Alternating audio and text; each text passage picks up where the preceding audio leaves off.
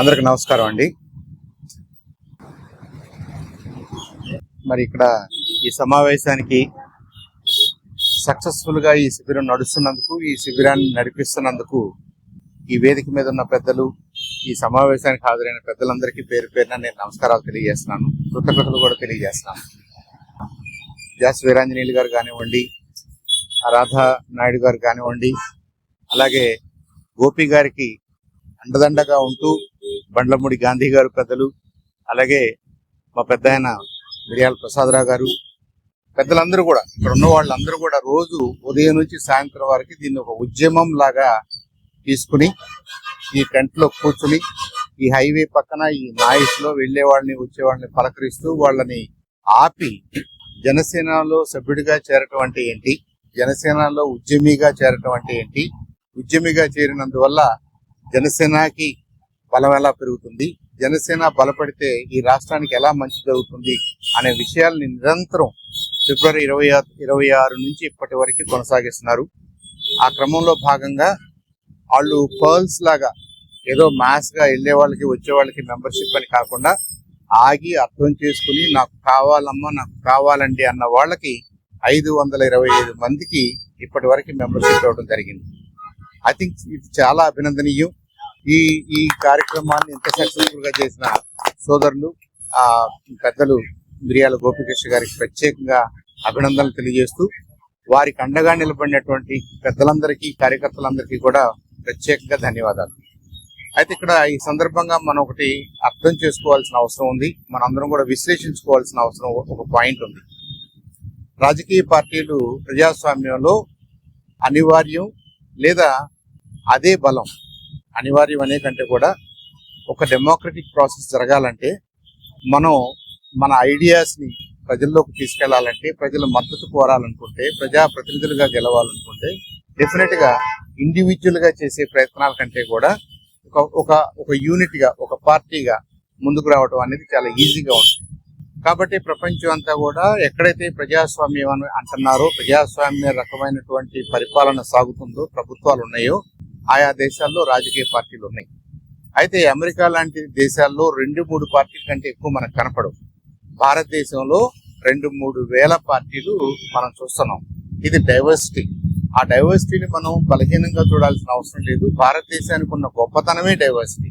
మనకి భౌగోళికంగా కానివ్వండి, సామాజికంగా కానివ్వండి, భాషల పరంగా కానివ్వండి, సంస్కృతి పరంగా కానివ్వండి, భారతదేశానికంటూ ఒక సంస్కృతి ఉన్నప్పటికీ ఏ ప్రాంతానికి ఆ ప్రాంతం, ఏ జిల్లాకు ఆ జిల్లా, మళ్ళీ జిల్లాల్లో కూడా ప్రాంతాల వారీగా మనకి ఆహార వ్యవహారాలు మారిపోతాయి, మనం పెళ్లిళ్ళు చేసుకునే విధానాలు మారిపోతాయి, మన ఆహార్యం మారిపోతాయి, అన్ని మారిపోతాయి.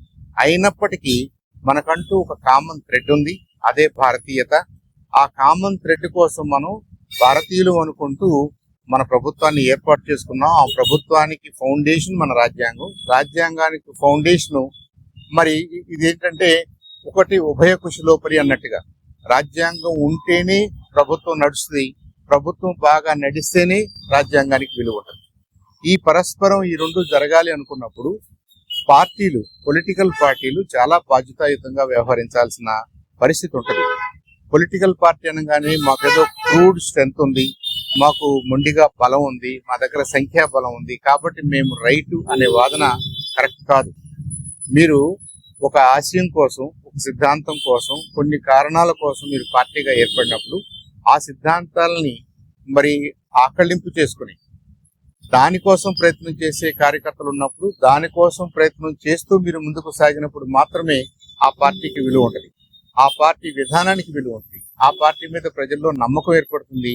తద్వారా ప్రభుత్వాల్లోకి వచ్చినప్పుడు, ఆ పార్టీలు ప్రభుత్వాల్లోకి వచ్చినప్పుడు ప్రభుత్వం కూడా సజావుగా ప్రజల కోసం, ప్రజా సంక్షేమం కోసం పనిచేసే అవకాశాలు ఉంటాయి. కాబట్టి ఇదంతా కూడా మనం ఒకదాన్ని ఒకటి ముడిపడిపోయి ఉన్న అంశాలు. కాబట్టి మనందరం చైతన్యంతో ఏ పార్టీ అయినా కానివ్వండి, మీకు ఏ పార్టీ నచ్చినా తప్పు లేదు, కానీ ఆ పార్టీలో నచ్చిన ఒక మంచి విషయం కోసం మీరు నిలబడాలి.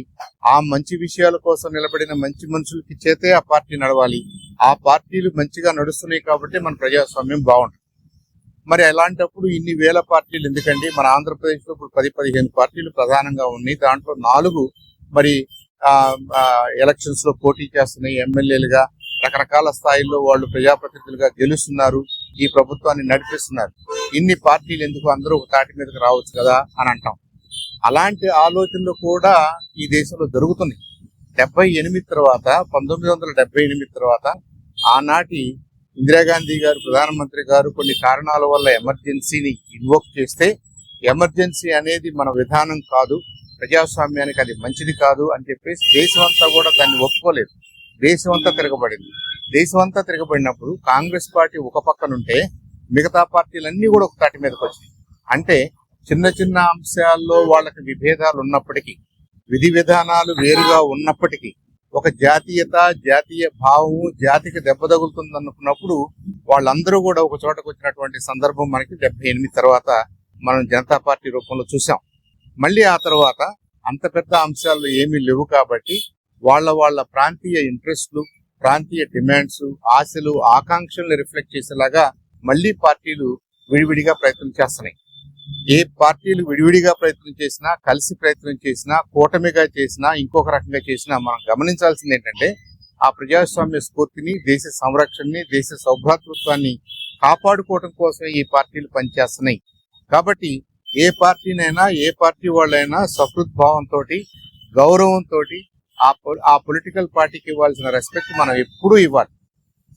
ఇది మనందరం కూడా గమనించుకోవాల్సింది. వాళ్ళ పరిపాలనా విధానం నచ్చలేదు కాబట్టి, వాళ్ళు తీసుకున్న డెసిషన్స్ బాగుండలేదు కాబట్టి దాంట్లో ఉన్న ప్రతి కార్యకర్త విలన్ కాదు, దాంట్లో ఉన్న ప్రతి నాయకుడు విలన్ కాదు. వాళ్ళు ఓవరాల్ గా మంచి హృదయంతో ఈ దేశం కోసం ప్రయత్నం చేయాలని అనుకున్నారు. కానీ తప్పుడు నిర్ణయాలు జరగటం వల్ల, ఆ నిర్ణయాలు ప్రభుత్వాలు, ఆ ప్రజలు ఆమోదించకపోవటం వల్ల ఆ పార్టీలు ఓడిపోవడం జరుగుతుంది, కొత్త పార్టీలు వస్తాయి. ఇక్కడ మనిషి కాదు, పార్టీ కాదు ఇంపార్టెంట్, వాళ్ళు తీసుకున్న విధానపరమైన అంశాల మీద ప్రజలకు వ్యతిరేకత ఉందని మనం గమనించాలి. ఇందిరాగాంధీ గారు ఎమర్జెన్సీ ఇన్వోక్ చేయటం అనేది తప్పు అని ఈ దేశం భావించింది. కానీ అదే కాంగ్రెస్ పార్టీకి మళ్ళీ అవకాశాలు ఇచ్చారు. అంతకు ముందు అవకాశాలు ఇచ్చారు, ఆ తర్వాత అవకాశాలు ఇచ్చారు. ఆమెకు ఒకసారి లెసన్ మనం చెప్పాలి, this is not our way, this is not acceptable to us అని భారత ప్రజానీకం ఏకమైంది. ఏకమైనంత మాత్రాన ఇందిరాగాంధీ గారిని తప్పుపట్టలేదు, ఇందిరాగాంధీ గారిని వద్దనుకోలేదు. ఇందిరాగాంధీ గారిని మళ్లీ ప్రధానమంత్రిని చేశారు. అదే పార్టీ అనేక సార్లు ప్రధానమంత్రులుగా చేశారు. ఇవాళ కూడా ప్రధానమైన ఫోర్స్ గా ఉంది. కాబట్టి మన జన సైనికులందరికీ నా విన్నపం ఏంటంటే, మనం మంచి ఆశయాలతోటి, ఒక మంచి నాయకుడితో పనిచేస్తున్నాం అనే సంతృప్తితో మనం పనిచేస్తున్నాం. అలాగే మిగతా పార్టీల్లో ఉన్న కార్యకర్తలు కూడా పనిచేస్తారు. మిగతా పార్టీలో ఉన్న ఏ కార్యకర్త కూడా మనకి పర్సనల్ గా శత్రువు కాదు, మనకి విరోధం లేదు. అది వాళ్ళ ఆలోచన విధానం, ఇది మన ఆలోచన విధానం. ప్రజలు ఏ ఆలోచన విధానాన్ని సమర్థిస్తే, ఏ ఆలోచన విధానం వెనక నడిస్తే ఆ పార్టీకి ఆ ఛాన్స్ వస్తుంది. మనం అనుకున్నది ఇంకొద్దిగా ముందుకు తీసుకెళ్ళడానికి అవకాశం ఉంటుంది. మన ఆశయాల్ని, మనం అనుకుంటున్న మార్పుని మనం తీసుకురావడానికి అవకాశం ఉంటుంది. అందుకనే పవన్ కళ్యాణ్ గారు పదే పదే మనందరికీ ఏం చెప్తున్నారంటే, మీరు సభ్యులుగా చేరండి. మరి ముఖ్యంగా దీనికి ఉద్యమి అని ఒక పేరు పెట్టారు. ఉద్యమి అంటే ఉద్యమకారుడు. అంటే ఉద్యమకారుడు ఏం చేయాలి? ప్రజల్లో చైతన్యం కలిగించాలి. కామ్రేడరీ తోటి సంఘటితంగా ఒక విషయం మీద అవగాహన పెంచుకుంటూ, ఆ విషయానికి నలుగురికి అర్థమయ్యేలాగా చెప్తూ, ప్రజాస్వామిక పద్ధతిలో బలం సమకూర్చుకుంటూ మరి అది సాధించేలాగా ప్రయత్నం చేయాలి. మనం పొలిటికల్ సిస్టమ్ లో ఉన్నాం కాబట్టి పొలిటికల్ గా సాధించడానికి మనం ప్రయత్నం చేయాలి. ఇంకొక ఆల్టర్నేటివ్ లేదు, ఇంకొక ఆల్టర్నేటివ్ ఉండకూడదు. అది ప్రజాస్వామ్య స్ఫూర్తి.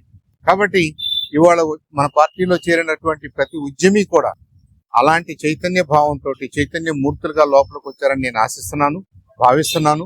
వాళ్ళందరూ కూడా మనందరం కలిసిగా ఉండి, గుంటూరులో మన పరిస్థితులు, మన ప్రజానీకం ఎదుర్కొంటున్నటువంటి సమస్యలు, వాళ్ళ ఆశలు, వాళ్ళ ఆకాంక్షలు, రాబోయే తరాలకి మనం ఎలాంటి సిస్టమ్స్ ఇస్తే బాగుంటది, పిల్లల్ని మనం ఎలా గౌరవించాలి, పెద్దల్ని ఎలా గౌరవించాలి, మన వివిధ రంగాల్లో పనిచేస్తున్నటువంటి కార్మిక కర్షకుల్ని మనం ఎలా గౌరవించుకోవాలి, కాపాడుకోవాలి, ఇలా సమిష్టి బాధ్యత తీసుకోవడానికి ముందుకొచ్చిన ఉద్యమకారులందరూ కూడా భవిష్యత్తులో మంచి ప్రజాప్రతినిధులుగా, మంచి నాయకులుగా, మన జిల్లాకే కాదు, మన ఊరికే కాదు, మన జిల్లాకి, మన రాష్ట్రానికి, మన దేశానికి కూడా తలమానికంగా తయారయ్యే నాయకులుగా కావాలి. జనసేన ఏం చేయాలి, జనసేన ఎందుకు, జనసేనలో ఉద్యమి ఎందుకు అంటే, నేను ఒక మెంబర్షిప్ కార్యక్రమం దగ్గర నుంచి లీడర్షిప్ వరకు నేను వీళ్ళని తయారు చేయాలి, వీళ్ళని దేశానికి అందించాలి, ఇది నా కార్యక్రమం అని పవన్ కళ్యాణ్ గారు పదే పదే చెప్తున్నారు. ఆ ఆశయాన్ని మనం గౌరవించాలి. ఆ భావాల్ని మనం అందిపుచ్చుకోవాలి. కాబట్టి అది ఆయన ఒక్కడే చేయగలిగిన కార్యక్రమం కూడా కాదు. అది ఒక ఆశయంతో ర్యాలీ అవుతున్న ప్రతి ఒక్కరూ కూడా దాన్ని అర్థం చేసుకుని ఇంకో నలుగురిని కలుపుకొని మనందరం కూడా ఒక మంచి భావనతోటి, మంచి కార్యకర్తలాగా, మంచి నాయకుల్లాగా, మంచి ప్రజాప్రతినిధుల్లాగా ఉద్భవించిన నాడు మన ప్రజాస్వామ్యానికి నిజమైన గౌరవం, పటిష్టత, ప్రపంచంలో భారతదేశం పేరు మరింతగా ఇనుమడింపజేసే విధంగా మన ప్రయత్నం ఉంటుందని చెప్పేసి నేను పూర్తిగా నమ్ముతూ, మరి ఇంత సపోర్ట్ చేసినటువంటి మా టీం అందరికీ కూడా, మిర్యాల గోపీకుమార్ గారికి, వారి మిత్ర బృందానికి, వాళ్ళ సపోర్టర్స్ అందరికీ కూడా పేరు పేరున ధన్యవాదాలు తెలియజేస్తున్నాను. అలాగే మీడియా మిత్రులకు కూడా, నన్ను 1-2 చోట్ల మీడియా మిత్రులు క్వశ్చన్ అడిగారు, ఆ పార్టీకి అంతమంది సభ్యులు చేరారండి, మీ పార్టీలో 20 లక్షలే అంటున్నారు, కాబట్టి మీరు చిన్న పార్టీనా అని అన్నాడు. ఇక్కడ సైజ్ డస్ నాట్ మ్యాటర్. అనేక సందర్భాల్లో చూసాం, మనం గతంలో చూసాము, ఇప్పుడు చూస్తున్నాం, ఫ్యూచర్ లో కూడా చూస్తాం. మీ భావాలు ఇంపార్టెంటే కానీ మీరు 10 మంది 100 మంది అనేది నిజంగా కౌంట్ కాదు. ఆ 100 మంది అనుకున్న వాళ్ళకు కూడా 5-10 మంది నిజంగా సహాయపడగలరు. కాబట్టి పవన్ కళ్యాణ్ గారు ఒక కేటలిస్ట్, ఒక పెద్ద వ్యవస్థలో ఆయన కేటలిస్ట్. మీకు ఒక పాల కొండ ఉందనుకుంటే దాంట్లో ఆయన తోడు లాంటి వాడు. ఆయన తోడుగా ఉంటేనే పెరుగవుద్ది, మజ్జిగ అవుద్ది, వెన్న అవుద్ది, నెయ్యి అవుద్ది, అన్ని అవుద్ది. అదే మనం కొంతమంది నాయకులను చూసాం, వాళ్ళ ఆలోచనలు ఉప్పు కలులాగా తయారైంది కాబట్టి ఈ కుండలో ఉన్న పాలంతా కూడా చెడిపోయింది, ఎవరికి ఉపయోగపడకుండా పోయింది. కాబట్టి అలాంటి నాయకత్వం మనకు అవసరం లేదు. నేను కెటలిస్ట్ గా ఉంటాను, నేను ఈస్ట్ గా ఉంటాను, నేను తోడుగా ఉంటాను, నేను ఈ పాలని కాపాడుతాను, ఇది మనందరిది అనే భావంలో ఆయన ఒక మంచి భావంతో, స్లో బట్ స్టడీ, తొందర ఏం లేదు, మనం ఎక్కడికో పరిగెత్తుకెళ్ళి ఏదో సీట్లో కూర్చోవాలనేది ఆయన మనకు చెప్పలేదు.